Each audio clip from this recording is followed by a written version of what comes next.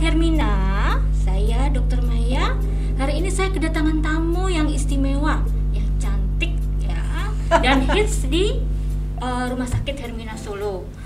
Pada kesempatan ini kita mau bincang-bincang nih, kayak ngobrol ya, tentang scaling ya. Sebelumnya saya perkenalkan Dr. Gigi Wiwin Winda Kusumadewi, spesialis perio ya, yang pada kesempatan ini mau berbagi cerita kepada sahabat Hermina ya. Tentang apa nih Dok? Tentang scaling. Yuk kita ngobrol yuk. Dok, selamat pagi. Pagi Dokter Maya. Hari ini kita ngobrol ya soal Boleh. scaling ya. Oke. Scaling untuk orang-orang awam ya, pada saat ini sih belum banyak ya saya lihat yang mereka punya kesadaran untuk datang ke dokter gigi secara berkala. Jadi mereka tuh biasanya tuh datang ke dokter gigi tuh kalau sudah ada keluhan, sudah ada penyakit ya. Jadi awarenessnya mereka untuk datang periksa ke dokter gigi kayaknya belum sesuai ekspektasi. Gimana nih Dok? Mana ya? Itu mungkin memang edukasinya masih belum banyak ya yang pada tahu ya. Jadi pembersihan karang gigi atau scaling itu sebenarnya penting banget malah. Jadi kalau kita memang kan kita setiap hari itu bersihin gigi ya, pakai sikat gigi ya sehari 2 kali lah. Tapi yang bisa hilang tuh cuman plaknya aja. Tapi kalau untuk yang karang giginya, jadi istilahnya plak yang sudah mengeras lama-lama nanti dia akan menjadi karang gigi. Nah, yang karang giginya itu sendiri itu tuh nggak bisa bersih, cuma pakai sikat gigi doang. Jadi meskipun sikat giginya yang keren nih, atau yang Mau kayak ada yang apa? sikat gigi yang nggak tahu ya, sekarang device-nya banyak nih, yang ada yang pakai listrik atau yang mungkin dengan teknologi tertentu tetap tidak bisa menghilangkan ya. Enggak. Jadi yang jadi masalah itu bukan dari sikat giginya merek apa, bukan dari pasta giginya merek apa, tapi sebenarnya dari caranya menyikat gigi. Tapi untuk yang pembersihan karang gigi itu sendiri ya nggak bisa bersih sendiri, itu memang harus menggunakan alat yang Khusus namanya ya? scaler, alat khusus. Nah, yang jadi permasalahan itu jarang kan orang-orang yang tahu. Mereka pikir, oh oke, saya nggak ada masalah nih, gigi saya nggak lubang, saya nggak sakit gigi, ngapain sih saya ke dokter gigi gitu kan. Belum lagi bersihin gigi, karang gigi, rasanya kan pertama ngilu. Ya, itu pasti yang sering dikeluhkan sama pasien. Pasti banget. Dan katanya biasanya berdarah. Mereka kan biasanya takut banget tuh ya seperti itu ya. Tapi ya mau gimana ya? Jadi gini, saya tuh selalu ngomong sama pasien saya. Jadi gusi itu cuma mau megang gigi yang sehat. Jadi kalau misalnya gusinya gigi itu nggak sehat, misalnya ada karang gigi, ada plak, otomatis si gusi itu nanti akan ngebuka sedikit. Nah, fungsinya gusi sendiri itu kan untuk melindungi bagian-bagian sensitif dari gigi. Jadi ada email, ada dentin, ada saraf gigi dan pembuluh darah. Nah, pada saat di pertemuan antara kita bilangnya mahkota sama akar ini kan, email itu cuma ada di bagian mahkotanya. Jadi nanti yang di bagian akar gigi itu biasanya nggak ada. Nah, kita melindunginya itu dengan gusinya juga. Gusi ini menutup seperti ini. Tapi kalau misalnya dia otomatis ngebuka nih karena ada kotoran, mau itu plak mau karang gigi, otomatis kan dia ada celah.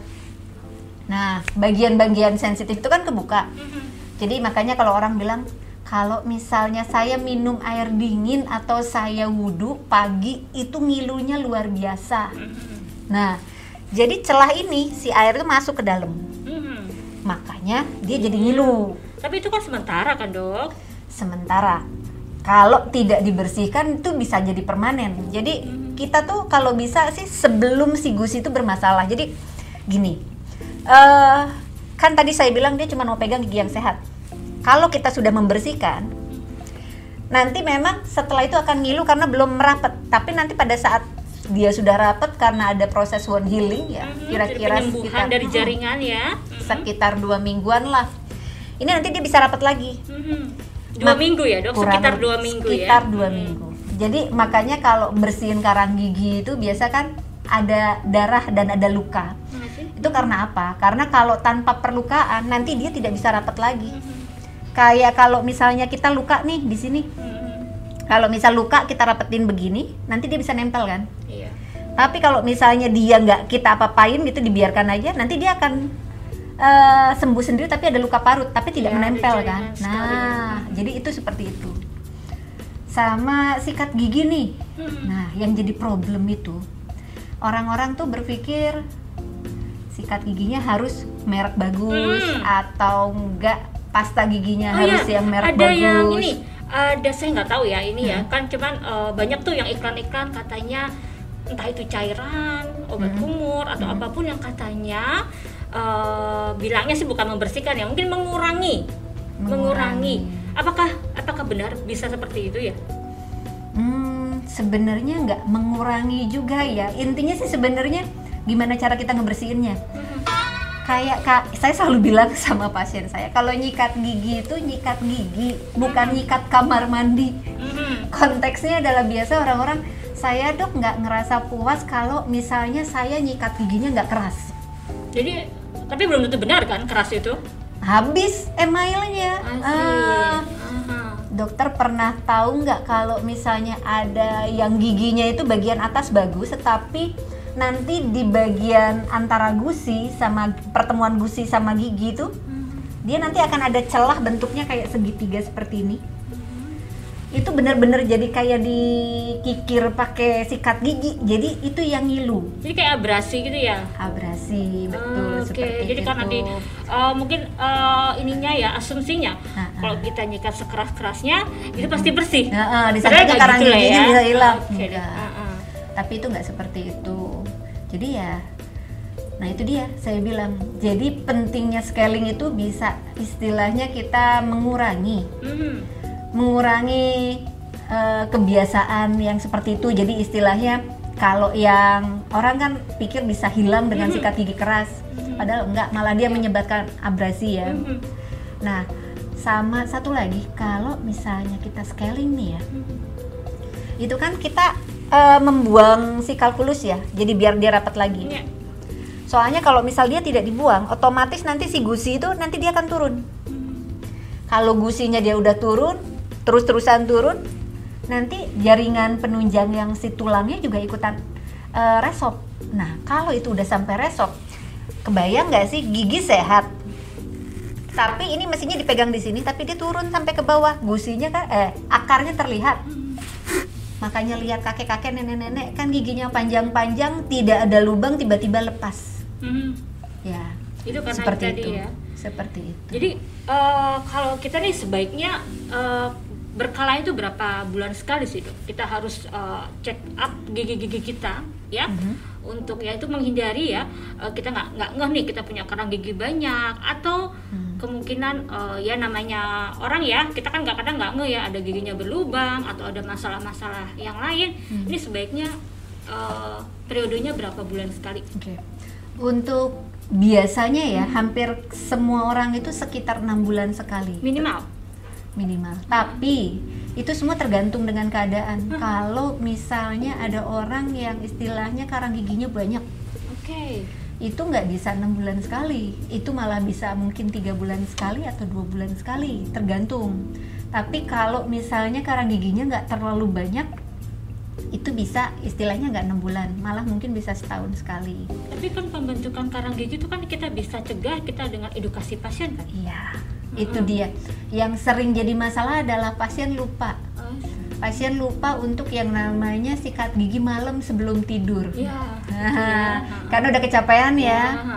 Ya. Yang sering missnya itu ya. Nah, karena biasanya kan pada saat malam sebelum tidur sebaiknya sudah dalam keadaan bersih. Soalnya kalau nggak dalam keadaan bersih, otomatis dia nanti akan numpuk. Kebayang nggak dia apain dari jam, ya anggaplah dari jam 9 malam sampai subuh sekian jam. Itu nanti kan pasti sudah ada akumulasi plak yang nantinya bakal dirubah jadi kalkulus seperti itu. Ini pertanyaan mungkin agak berbeda ya dok ya. Kan pasien-pasien saya banyak ya dengan komorbid seperti diabetes mellitus ya. Mungkin itu juga problem banyak juga. mengalami keluhan di giginya. Nah kalau untuk pasien-pasien dengan komorbid seperti diabetes mellitus, sebaiknya berapa bulan sekali ya?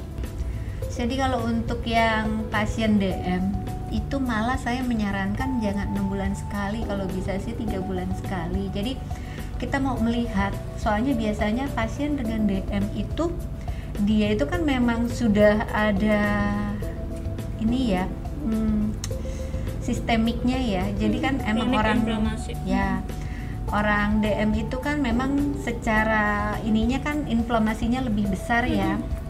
Nah, dan biasanya itu kalau misalnya kita melihat nih sudah ada karang gigi, kalau bisa jangan terlalu sampai banyak banget, tapi tetap untuk orang DM itu kita harus membersihkan istilahnya dalam keadaan DM yang terkontrol dan istilahnya atas ACC dari dokter penyakit dalam. Jadi kalau misalnya kata dokter penyakit dalamnya, oh oke, karena walau bagaimana ya, pembersihan karang gigi itu bukanlah suatu istilahnya mungkin orang mikir bersihin karang gigi, tapi sedikit Ada invasif perlukaan lah, ada juga. perlukaan, nah seperti itu. Jadi kalau misalnya biasanya sih banyaknya ya yang namanya karang gigi terus gusi berdarah itu orang DM ya, CKD, Ya. pasti. hipertensi. Jadi ya memang sistemik itu mempengaruhi ya, dan benar-benar harus dijaga. Saya malah kayak kemarin tuh lebih concern tuh kayak kalau misalnya di CKD nih. Jadi kalau pasien-pasien CKD itu kan memang biasanya agak bengkak tuh, Gusinya gusinya ya, karena bengkak, kan dia banyak ini ya. bengkak lah segala macam. Sedangkan kalau misalnya untuk yang pasien-pasien seperti itu kan kita harus istilahnya makannya harus istilahnya sudah jelas gitu kan, dietnya itu kan memang tertentu kan, dan kita kan pengen naikin daya tahan tubuh tuh. Ya. Kalau kita mau naikin daya tahan tubuh kan berarti kita harus intake makanannya harus jelas. Ini nggak cuma CKD ya, DM pun gitu kan. Intake makanan harus jelas, segala macamnya harus jelas dan harus bagus kan. Nah, dengan pasien gingivitis atau periodontitis dengan yang keadaan gusi berdarah di mana-mana, bengkak di mana-mana, apa mau makan? Nggak usah lah makan, sikat gigi aja mereka udah, aduh gimana ya gitu loh. Ya, mereka kan juga orang-orang apalagi dengan DM, Iya. itu kan status imunologisnya kan imunokompromis. Otomatis kan kita juga harus edukasi ya, karena kan akan gampang terjadi infeksi ya, baik itu di gusinya atau di gigi. Jadi mungkin kita memang harus edukasi untuk pasien meskipun gula darahnya terkontrol baik, tapi tetap harus cek ya ke dokter gigi ya, gitu ya. Dokter Winda, terima kasih banyak ya untuk obrolan singkatnya ya. Ini sebagian dari usaha kita untuk mengedukasi pasien-pasien kita ya dok ya, Amin, supaya amin. mereka punya kesadaran untuk pergi ke dokter gigi meskipun mereka sebenarnya belum ada keluhan nih ya. Iya. Karena kan karang gigi sendiri kan kadang mungkin menurut mereka belum ada keluhan ya. Tapi kan Menurut tetap mereka harus itu biasa. ya, gitu. Jadi harus dicek ya. Kemudian juga ini nanti di Hermina sendiri, di Hermina Solo ya, sudah ada program-program tentang pembersihan karang gigi, pembersihan program scaling di akhir tahun ini ya. Nanti bisa dicek di website dan di Instagram. Oke. Terima kasih Dokter Winda.